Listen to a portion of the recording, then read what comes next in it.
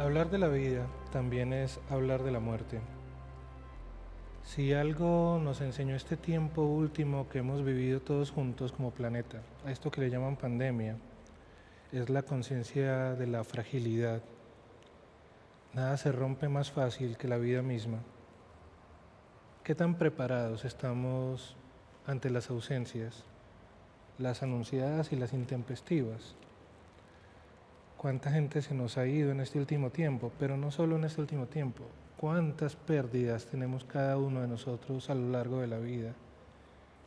¿Y qué tan preparados estamos para la ausencia nuestra, definitiva? Yo me acuerdo que de pequeñito yo pensaba que era eterno y que mis papás también, que la gente no se moría. Porque crecer es tener conciencia de la muerte. A eso le llaman la pérdida de la inocencia. Pues hoy, sin renunciar a ciertas inocencias, creo que es pertinente hablar en voz alta acerca de la muerte y del duelo, que son vecinos muy próximos, y que por no hablar de esto, realmente es que resultamos sin estar preparados cuando se nos presenten. Empezamos a morir después del primer respiro, eso está claro. Esta es la conversación que tendremos hoy en Diálogos por la Vida. Sean todos muy bienvenidos este miércoles en la noche. Ya les cuento con quién estamos.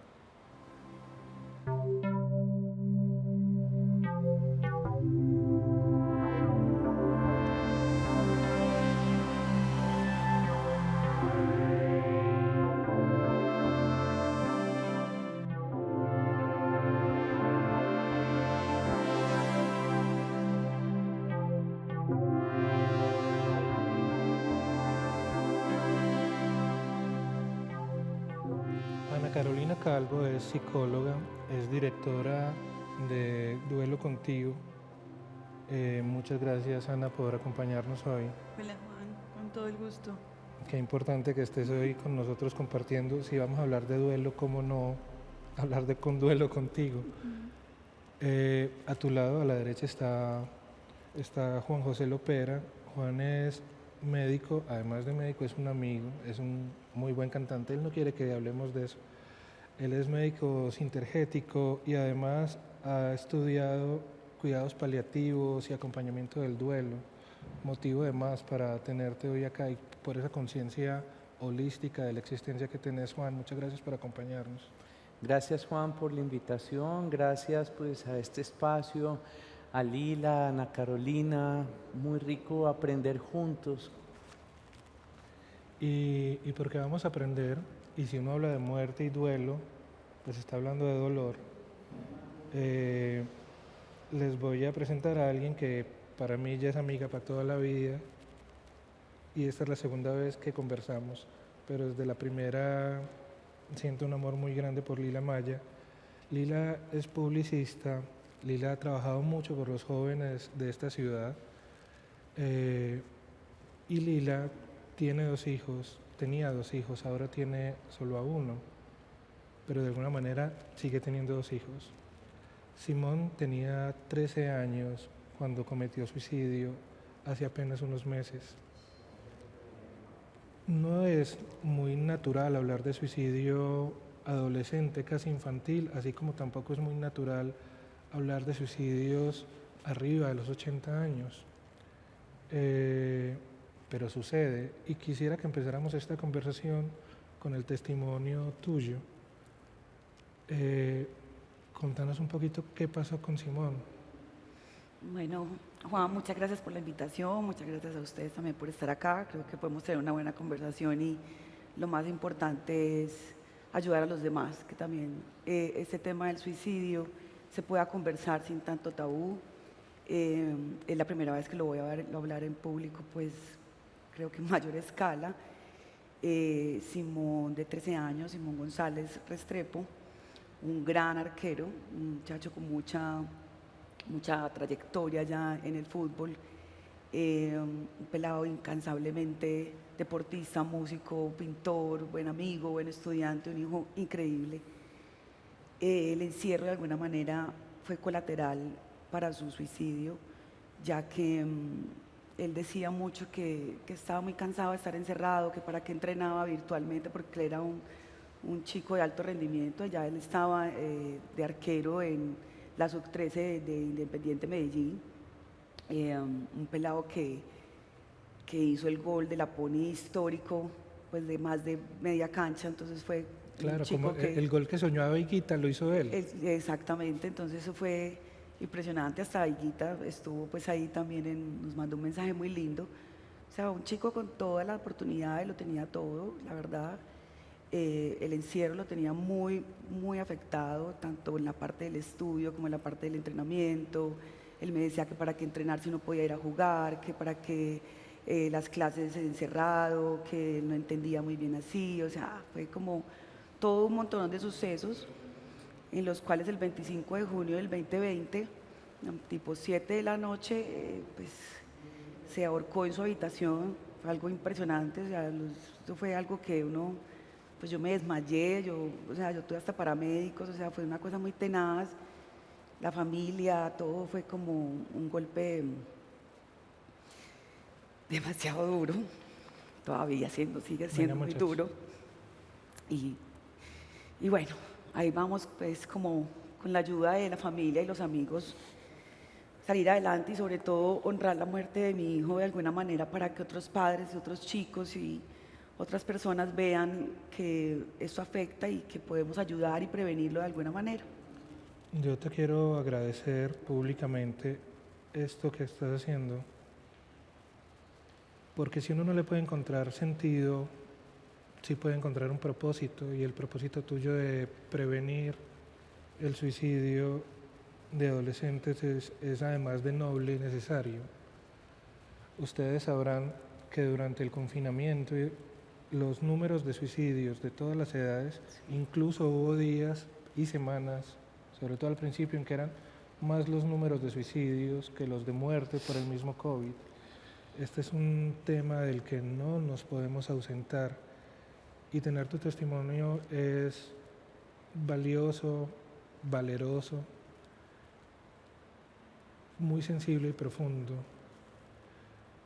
Yo quisiera que ustedes nos contaran, empezaríamos con vos, Ana,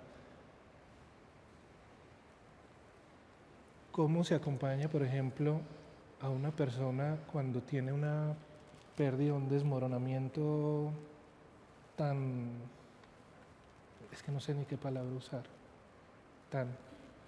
no hay palabras. Yo creo que lo primero es entender eso, que no hay palabras suficientes para llenar eso. Y comprender que no podemos evitar ese dolor. Entonces acompañamos tratando de leer y comprender las necesidades de esa persona que está sufriendo. Duelo viene de dolor, y es un dolor que es necesario para poder ajustarnos y acostumbrarnos a vivir en un mundo donde esa persona ya no está. Es preguntar siempre, ¿qué necesitas? ¿Cómo te ayudo? ¿Quieres estar sola? ¿Te acompaño en silencio sin decir nada? Y evitar frases prefabricadas que a veces decimos sin mala intención, pero que resultan muy dolorosas. Tienes que ser fuerte. ¿Por qué o para quién? ¿Sí? No tengo que ser fuerte nada. Deja de llorar, que no lo dejas descansar. Es una de las más dolorosas que usamos mucho, porque adicionalmente le ponemos una carga de culpa a la persona. Y el duelo se tiene que vivir, hay que llorar necesariamente. El duelo se trata de mí, no de la persona que falleció. Entonces, permitir esa vivencia, permitir llorar todo lo que sea necesario, ayudar con asuntos que podamos manejar nosotros y quitarle ese peso. Por ejemplo, hay muchos trámites después de una muerte que hay que hacer, que muchos tenemos que hacer en primera persona, pero hay otros que no. Podrían ayudarnos un poco con la burocracia, eso quita mucha carga. Los primeros días, la comida, por ejemplo, la gente deja de comer porque no hay ánimos, porque no hay apetito, porque no quiero cocinar. Listo, llevemos comida, ayudemos con los niños si hay niños, quitemos cargas de esa cotidianidad para que la gente pueda vivir un poco el proceso que es necesario vivir. Cuando no es algo tan intempestivo como lo sucedido con Simón, sino que hay tiempos como largos en los que incluso Juan son importantes los cuidados paliativos. El enfermo de un cáncer, por ejemplo, que observa como una vela que se va apagando. Yo me acuerdo de mi mamita, de mi abuela, que tenía un cáncer de pulmón y ella se apagó en 7 meses, y cómo fue perdiendo densidad muscular. Pero yo tenía 11 años, yo no decía densidad muscular, yo simplemente decía se está poniendo flaca, y era difícil para ella hablar por el tipo de cáncer, pero yo sí le entendía, entonces era como su traductor y siempre tenía que estar ahí. Pero a mí nunca nadie me dijo, aunque yo veía que se estaba muriendo, cómo iba a ser su muerte. Y recuerdo que cuando murió, me pusieron de tarea sujetarle la mandíbula para que no quedara con la boca abierta mientras venían de... Entonces luego cogimos un pañuelito y yo me quedé con ella y el cuerpo frío, muy frío. Ese no es el recuerdo que un niño quiere tener de su abuela, sin embargo ese fue el que me tocó. ¿Cómo se puede trabajar en esos términos, en esas vidas que se van apagando pronunciadamente? Bueno, hay cosas muy importantes. Hay duelos anticipados, hay preparaciones para la muerte, y hay algo que se conoce muy bien en cuidados paliativos que se llama la conspiración del silencio. En el momento en que alguien está viviendo una situación de enfermedad terminal, de enfermedad crónica prolongada, muchas personas, con la buena intención de no preocuparla, no mencionan la palabra muerte, no mencionan cosas que pueda traer el atisbo de lo que se viene, postergan para el final muchas decisiones que, como Ana Carolina nos estaba compartiendo, pues son prácticas necesarias. Si no se atienden, van a generar una cascada de problemas y de dificultades, y en ese temor, tanto la familia por cuidar a la persona para que no se preocupe, y la persona que empieza a pensar, en la mayoría de los casos, yo sé que me voy a morir, pero no les voy a decir nada para no preocuparlos a ellos. Se crea una barrera de silencio que los separa. Y empieza cada uno a andar como sobre cáscaras de huevos, el ambiente se vuelve pesado y todos están por dentro buscando la manera de expresar eso. Entonces, una cosa muy importante es que esa es una oportunidad maravillosa para agradecer, para recapitular, para reescribir y resignificar momentos de la historia que pueden haber quedado registrados, dando origen a una sensación de resentimiento.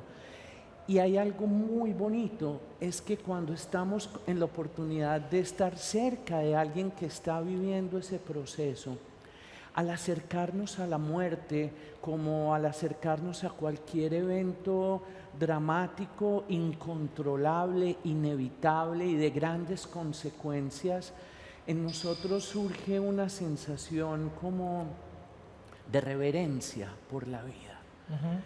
Miramos ese movimiento sistémico como algo que es mayor que nosotros y tenemos la oportunidad de que eso nos transforme.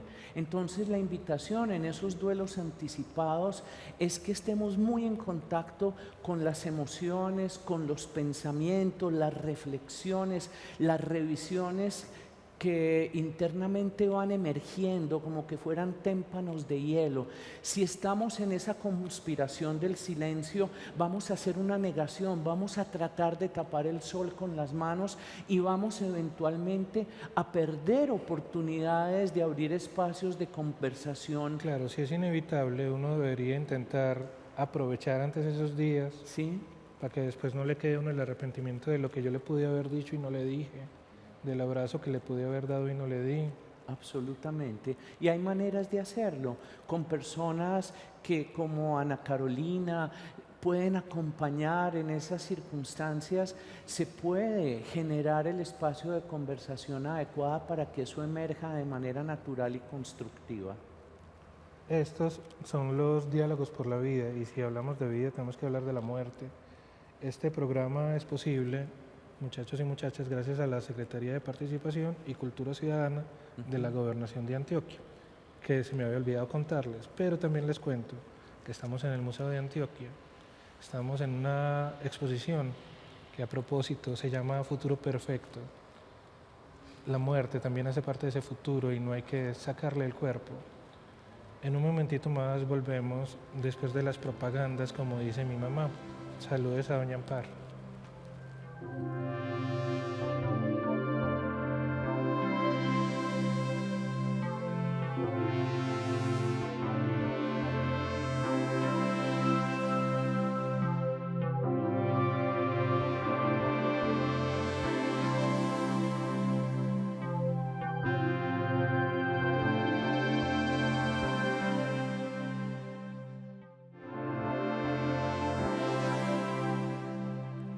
Marta Sepúlveda. Morir en voz alta, con la frente en alto, pronunciar el alivio de la despedida con serenidad, dignidad y sonrisa. Morir en voz alta, porque no buscas cómplices, sino compañía. Morir en voz alta es un derecho y no un delito. Morir en voz alta ofende en el país de los silencios. Cuando buscas luz, te ofrecen sombras. Que lo hagas a escondidas, que no jodas. Cínicos, piden más dolor a tu dolor, más agonía, más frustración.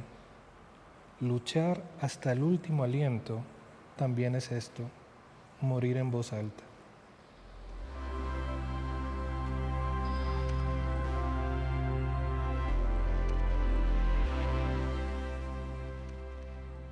Marta Sepúlveda es una mujer que logró que la Corte Constitucional le otorgara la posibilidad de la eutanasia, teniendo una enfermedad no terminal, pero aún así incapacitante. Y se atravesaron un montón de personas y de escapularios que trataron de quitarle su derecho a morir dignamente. Afortunadamente, luego de que sucedió justo el día antes de su muerte anunciada, la suspensión de la posibilidad, pues a los días, vía tutela y otras cosas más, logró que su voluntad pueda ser cumplida. La eutanasia también es una forma de morir y creo que además es una forma libertaria y digna de morir. Ana Carolina, ¿qué piensas vos de la eutanasia que la tuviste en la casa? Pues Juan, es una opción, sí, es una opción que nos permite tomar el control cuando una enfermedad nos los quita, que es lo más difícil. La enfermedad, por ejemplo, de Marta, la de mi mamá, que era esclerosis múltiple, muy cerquita de la ELA que tiene Marta, pero con algunas diferencias, hace que lleguemos a un punto en que lo que somos es incompatible con eso que llamamos vida y sobre todo vida digna. Uh-huh. Y es una opción, es una forma de morir en nuestros propios términos. ¿Cómo Sí. tomó la decisión tu mamá? ¿Y cómo la acompañaron ustedes como familia en Ella eso? estuvo 17 años enferma y fue perdiendo todas las capacidades del cuerpo hasta que empezó a fallar la capacidad de hablar. Cuando ella empezó a perder eso, ya no podía decir qué necesitas, qué quieres, ya era muy difícil entenderla. Y ahí incluso empezó a hablar fue de suicidio. Cuando yo estaba estudiando en ese momento, yo le digo, no, a ver, hay otras formas, ¿sí? Hay otras maneras. En Colombia la eutanasia es legal, ya eso fue en el 17, aquí era legal, yo no tengo idea de eso cómo se hace, pero vamos a averiguar, porque el sufrimiento era muy intenso. Y cuando tenemos estas enfermedades llega un momento en que comprendemos que la muerte no es lo peor que puede pasar. Fue una pelea también con la EPS, con los escapularios, pero fue hasta que lo logró y mi mamá falleció rodeada de la gente que la amamos, escuchando La vida es un carnaval de Celia Cruz. Qué belleza. Y de hecho sus últimas palabras fue ¿por qué nadie se ríe? A mí el caso de Marta en la casa nos dio muy duro porque a ella le quitaron esa posibilidad por reírse, por sonreírle a la muerte, porque tenemos la idea de que el sufrimiento y la muerte tiene que ser feo y no necesariamente. Sí, podemos estar en el peor dolor de nuestra vida y de repente reírnos. Y recibirla con alegría. Sí, tener momentos. En el duelo ocurre mucho. Entonces estamos disfrutando un helado y nos sentimos muy culpables porque estamos disfrutando, porque nos descubrimos sintiendo placer, o nos descubrimos riéndonos o moviéndonos con una canción y yo cómo voy a hacer esto si se supone que estoy de luto, pero es que no es incompatible, o sea, realmente no es incompatible. ¿Vos te has sentido mal de sentirte bien en algún momento después de que se fue Simón? Sí, claro, pues, o sea, pues, los días después de Simón, pero uno tiene como una conciencia del tiempo, realmente uno está, o sea, el tiempo no hay medida. Es más, lo que decían ahorita de la alimentación, o sea, para mí fue muy grande el apoyo de mi familia y de mis amigos, porque ellos llegaban al desayuno, llevaban el almuercito para que nadie cocinara, o sea, era como que de verdad pendiente de nosotros tres. Y eso fue como muy hermoso, pues porque eso te hace sentir un poquito como que ese respiro que tú dices que todavía hay vida y hay amor, y que por más que la muerte de Simón te esté golpeando tanto y nos golpeara a los tres y a Cuando la decís familia, los tres es tu esposo y tu mi hijo. esposo y mi esposo Felipe y Agustín, Ujú. estábamos pues anonadados y con un montón de preguntas y preguntas sin respuestas y en fin. Pero los amigos fueron esa base fundamental de ese apoyo, de esa parte de, venga, le vamos a recomendar este médico, venga, le vamos a recomendar estas citas, hagan esto, hagamos las novenas, más estábamos en pandemia, o sea, el entierro de Simón fue la cosa más singular, impresionante, porque no dejaban entrar a campos de paz. Entonces eran una fila de pelados del colegio, de los dos equipos de equipo de fútbol, fútbol. los papás, o sea, podía entrar 5 personas cada 10 minutos a la Entrar y funeraria. salir, Y entrar y salir. era un lapso de 1 hora y media más o menos y después la misa. Entonces mucha gente no pudo entrar. Y era tenaz porque pues uno antes, y las tías que iban, no, por favor sálganse, que solamente tienen 5 minutos. Para mí es importante que los chicos estén aquí acompañándolos porque de alguna manera la muerte de Simón a veces puede ser como un sacrificio para esos chicos que también de pronto estaban confundidos y al ver que su amigo o también su líder y su admiración pasó esto, creo que que los inspiraba. evitó también otras cosas más, o sea, ¿cómo es posible que hubiera pasado eso? Entonces los pelados se pueden a pensar, o sea. También hay algo que decir y es que de alguna manera Simón toma fuerza y con su muerte es porque lo hablo, ¿cierto? Mucha gente no le gusta hablar del tema del suicidio y más un niño de 13 años. ¿Qué pasó acá? Entonces yo me he dado cuenta que las ONGs y la Organización de la Salud dice que uno no debe hablar del suicidio. Claro, tienen como esa idea de que se puede volver viral. contagiar. Se puede volver viral, pero yo viendo la cantidad de suicidios, por ejemplo en Colombia cada 30 horas hay un suicidio infantil y adolescente, cada 15 horas intentan un intento de suicidio en Colombia, estamos hablando en Colombia. Entonces uno dice, ¿qué está pasando? Realmente hay que hablarlo. Entonces desde ahí fue que yo empecé como a investigar, como a estudiar un poco, pues no soy psicóloga, pues soy publicista, pero es un testimonio. exacto, vivirlo se convirtió en parte de entender qué pasó. Me recuerda, ustedes sabrán de Piedad Bonet, la escritora y poeta, que escribe un libro que se llama, ahorita hablábamos de no tener palabras, No tiene nombre. Lo que no tiene nombre. Impresionante. Precisamente a partir de la muerte de Daniel, del suicidio de su hijo Daniel, ella, pues yo me hice amigo de ella luego de esto, también por pensar en cosas que suceden en mi casa y puntos en común.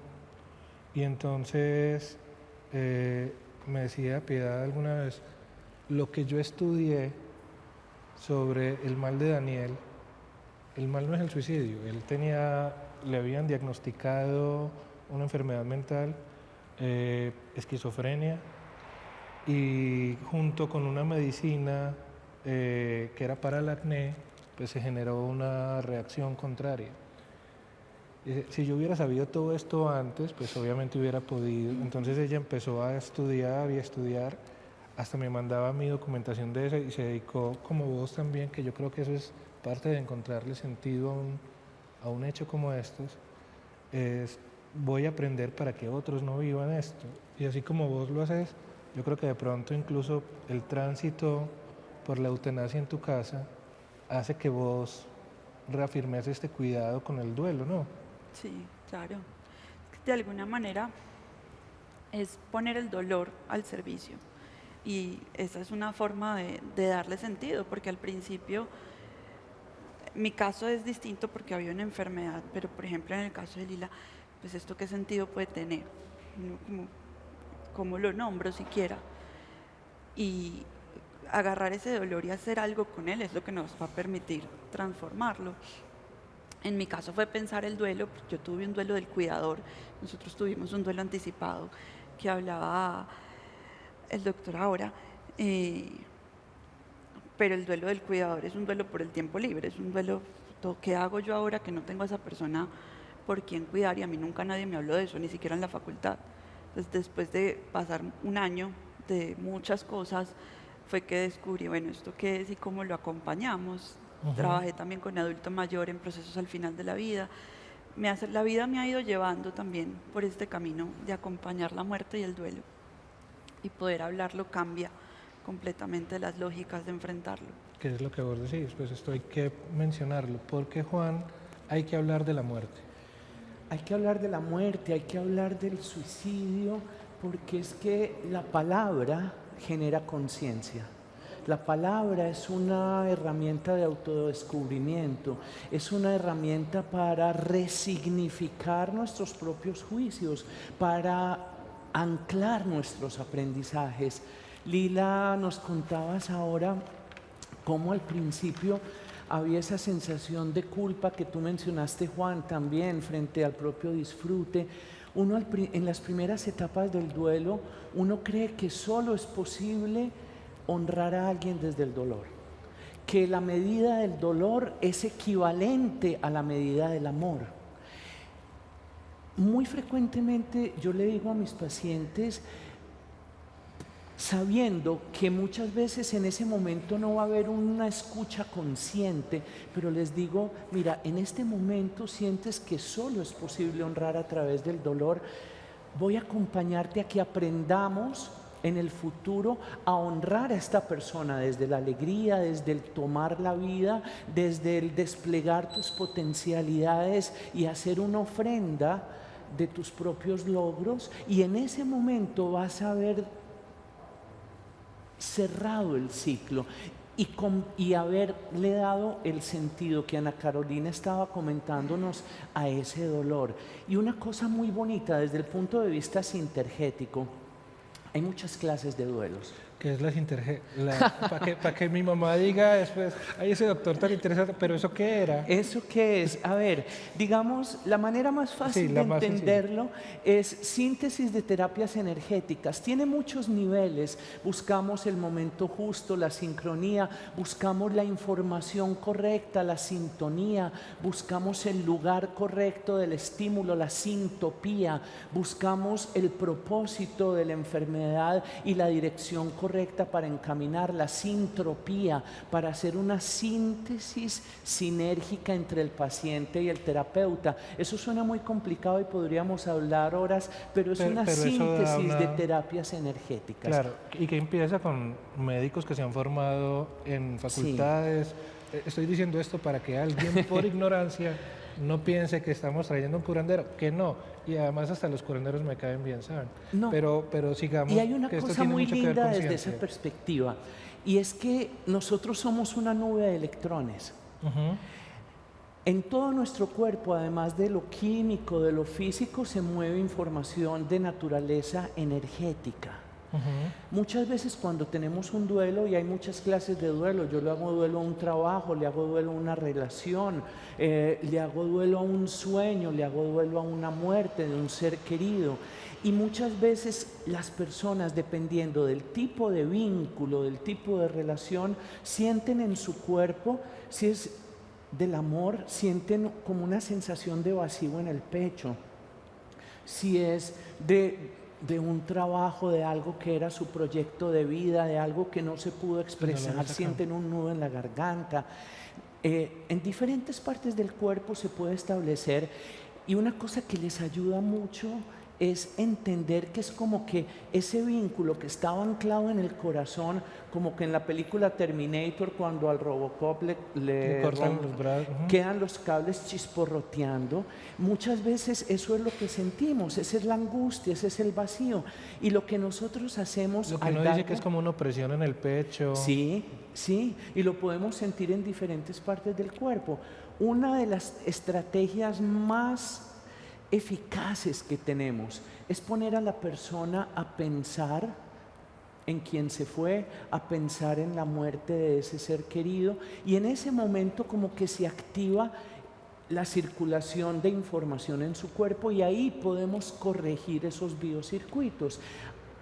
No nos tiene que decir nada, no le decimos, no le damos consejos, simplemente piensa un momento en eso, piensa un momento en la persona, hacemos nuestra intervención. El solo pensarlo sin tener que expresar nada, sin repetir los patrones obsesivos o compulsivos de pensamiento que se han delatado, implica que frente a otra persona que no le está pidiendo ningún tipo de respuesta, haya una elaboración.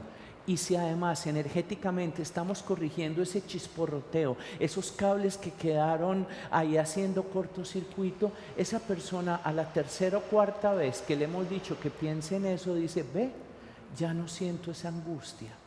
Y ahí comienza la oportunidad de hablar de eso de una manera diferente. Ahorita cuando regresemos de este último corte, quisiera que habláramos un poquito sobre las fases del duelo. Si realmente uno tiene que pasar por un A, B, C, o si se lo puede saltar, o eso cómo existe. Y volviendo con Lila, quiero que compartamos también, con todo y el dolor, algo aquí muy grande se aprendió.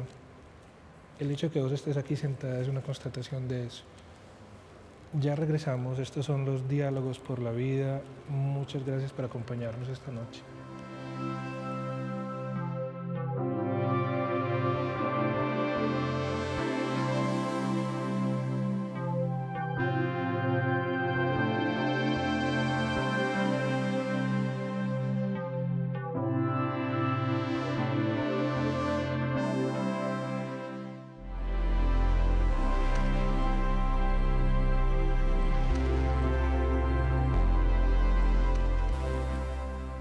Quiero varias cosas en la vida, pero quiero agradecerle al Museo de Antioquia por ceder hoy nuestra casa, por invitarnos a pasar aquí a Futuro Perfecto, la exposición temporal que en este momento ustedes pueden venir a visitar. Por favor, vengan y visiten el Museo de Antioquia.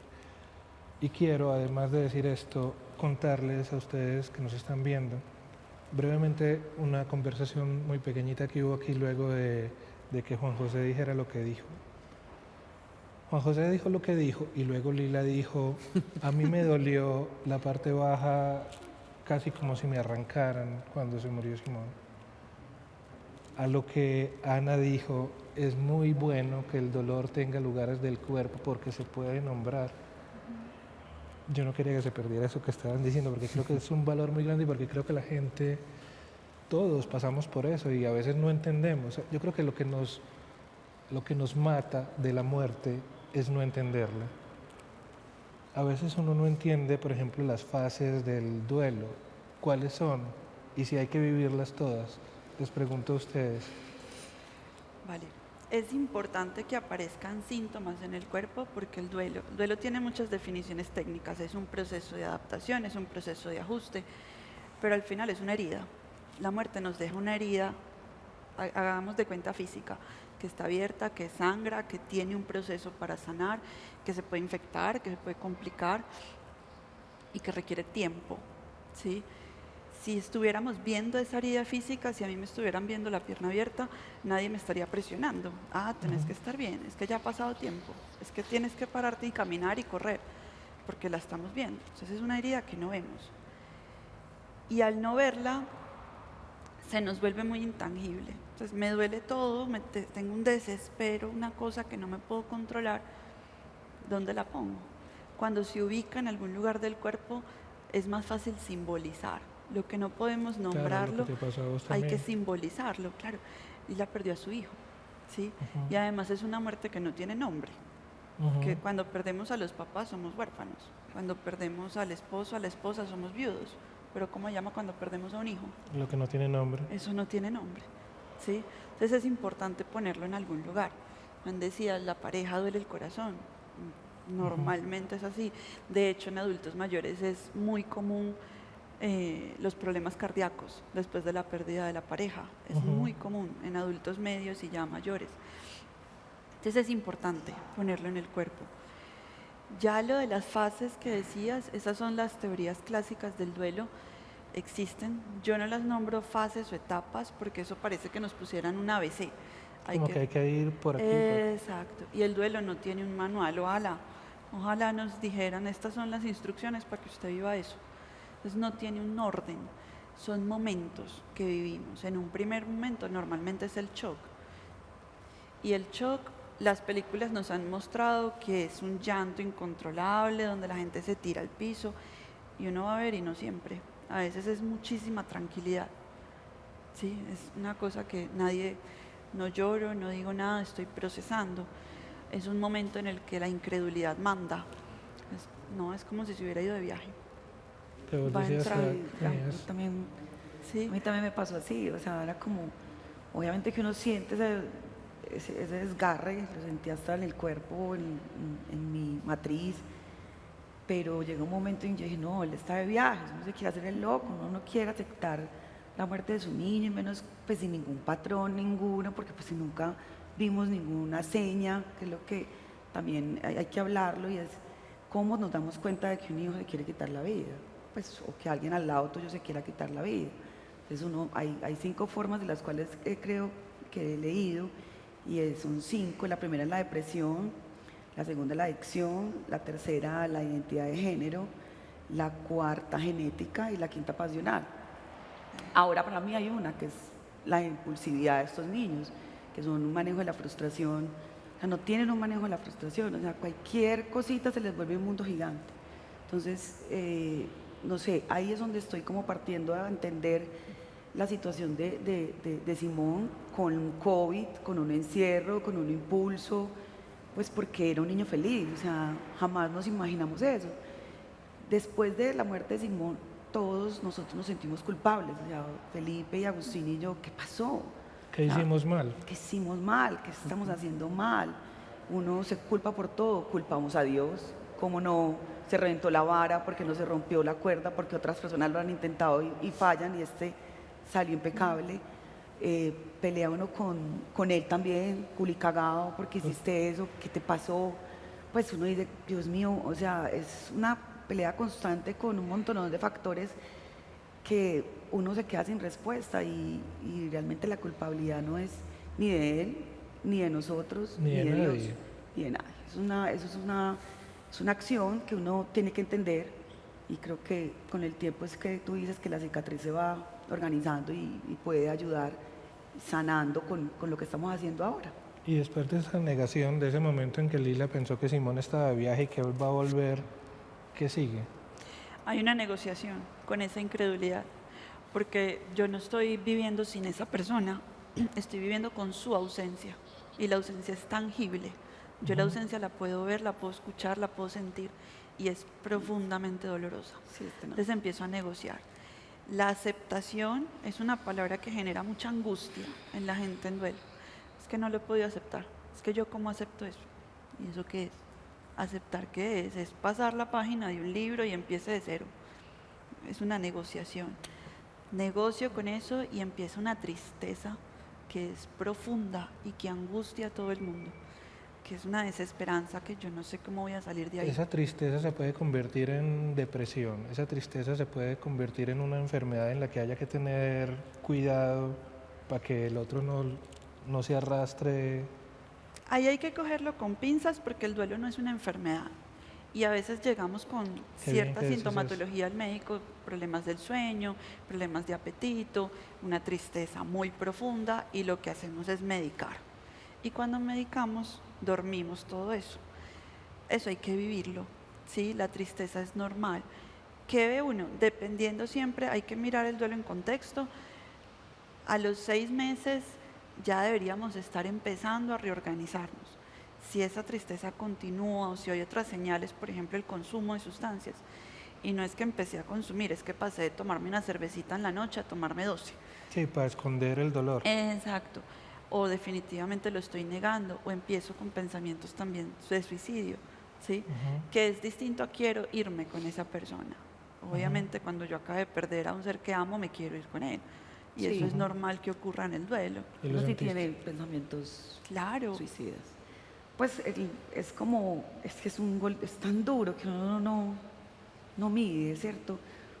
Pues, o sea, uno porque tiene su otro hijo y no me imagino una madre que tenga un hijo único, o sea, se te pierde un montón de camino, de sentido. misiones, de cosas que tú querías hacer con tu vida, porque es increíble, pues, o sea, es que además era un niño, entonces uno como que, ¿qué pasó acá? ¿Qué fallé? Entonces también te sientes en esa culpabilidad y uno sí tiene como, qué pereza vivir, qué pereza despertarme, uno abrir los ojos y uno, ¿qué es esta pesadilla? ¿Qué es esta tragedia? ¿Qué es esto? Pues, nos vamos a desmoronar. Pero de alguna manera yo creo que el amor de Simón fue tan hermoso y tan intenso que me he encargado de que todos tres estemos unidos, de que nos unamos en ese amor, de que esa sonrisa, esas ganas de vivir, esos shows de comedia que hacía, sea como esa ¿cómo se puede decir? Esa brújula que nos sigue Como a los tres. honrar todo lo que sucedió del 24 para atrás. Del Vos- 25.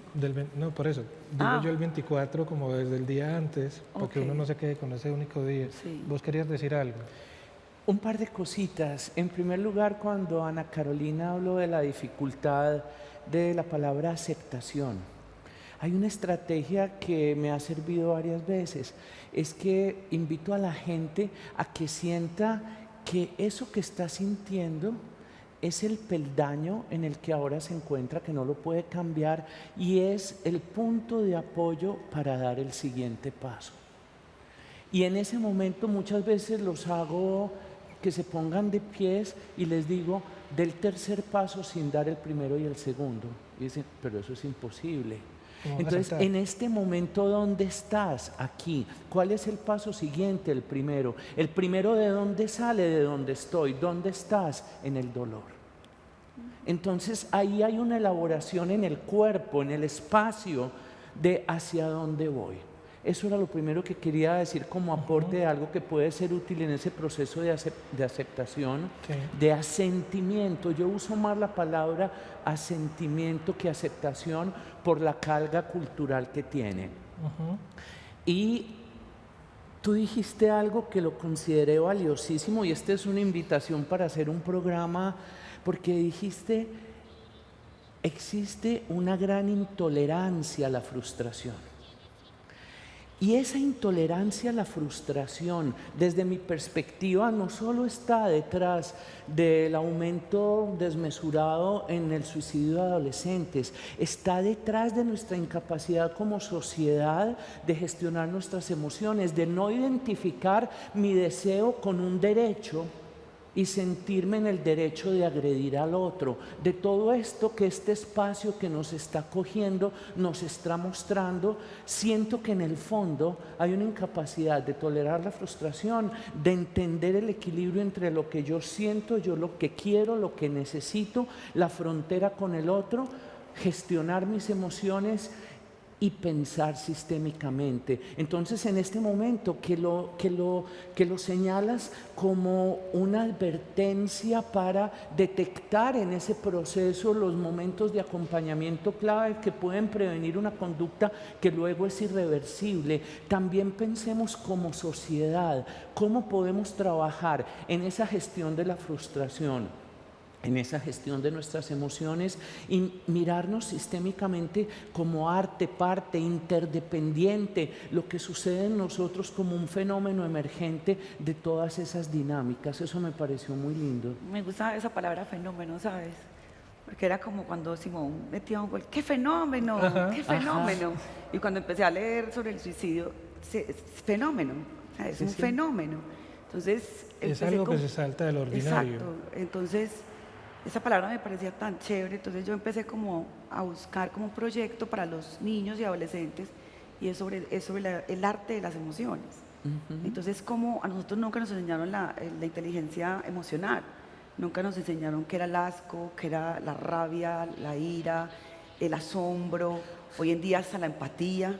Hasta la empatía, por ejemplo, la gente que estaba conmigo cuidándome tenía dolor, no sabía ser emocionalmente, cómo acercarse. O sea, entonces ahí voy en un proyecto que se llama Simona la Obra, el arte de las emociones, y es como desde los niños, desde los 4 o 5 años, empezarles a enseñar a través del arte cómo son sus emociones, cómo se ponen rojitos, hay veces cómo tienen los puñitos y le van a pelear. O sea, cómo de pronto ayudar en los colegios o en talleres, este tipo de capacidades que tenemos los seres humanos, es entender esa etapa de las emociones. Entonces es súper bonito. Y mira qué tan lindo, a través de eso, cuando empiezas a hablar de eso, te subes en la silla, cambia tu mirada, generaste un propósito que redime el dolor y le da sentido. Y muchas veces en las fases finales del duelo es acompañar a la persona a que ese dolor lo convierta en legado. Sí. A ver, todos vamos a morir. Yo estoy vivo y este cuerpo que expresa mi identidad está aquí con ustedes porque cada mes las células de mi piel renuevan. Se murieron todas y son nuevas. Las de mi tracto gastrointestinal cada 3 días. Si algunas células de esas deciden no morirse, se llama cáncer. Si muchos de nuestros problemas como sociedad surgen de un sueño irracional de permanencia infinita, el medio ambiente lo sufre. Las enfermedades degenerativas que han aumentado, la principal causa es el aumento de la longevidad y de las condiciones de bienestar. Entonces, si yo vivo continuamente con la certeza, si yo me miro al espejo al menos una vez a la semana y me digo, vas a morir, no sabes cuándo, pero vas a morir, ¿qué cambiaría en mi vida? ¿Cómo haría de manera diferente las cosas? ¿Cuál sería mi compromiso con la transparencia, con mirar a la otra persona a los ojos, con comunicarme de manera profunda? Y en esa conciencia de la finitud, de la impermanencia, es que países como Bután, que generó el producto, en vez de Producto Interno Claro, que se Bruto, supone que es el país hablan más de la feliz. felicidad interna bruta y se basan en la conciencia de la muerte y la transitoriedad para edificar eso. Yo creo que difícilmente encontraría en mí mejores palabras que las tuyas para terminar esta conversación, salvo lo siguiente, que ya estamos sobre el tiempo: darle las gracias a Lilia, pero darle las gracias a Simón, Sí, así. darle las gracias a Ana, pero darle las gracias a tu mamá, darte las gracias a vos, Juan, y a todos tus pacientes que te han enseñado a ser el doctor que sos. Yo quiero darle las gracias a mi mamá, que está muy enferma, y quiero decir que nos vamos a encontrar en 8 días más, probablemente, si estas células quieren y si la vida nos permite, porque tenemos que seguir conversando. Muchas gracias a la Secretaría de Participación y Cultura Ciudadana de la Gobernación de Antioquia, y muchas gracias a todos ustedes que están esta noche con nosotros. Hay que hablar de la muerte, es parte de la vida, es natural. Estos son los diálogos por la vida, y esta casa nuestra estos días es el Museo de Antioquia. Nos vemos en 8 días más.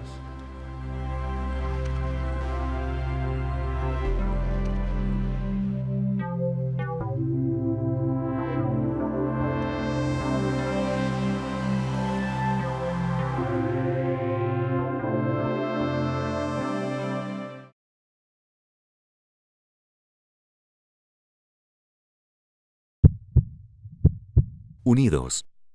Gobernación de Antioquia.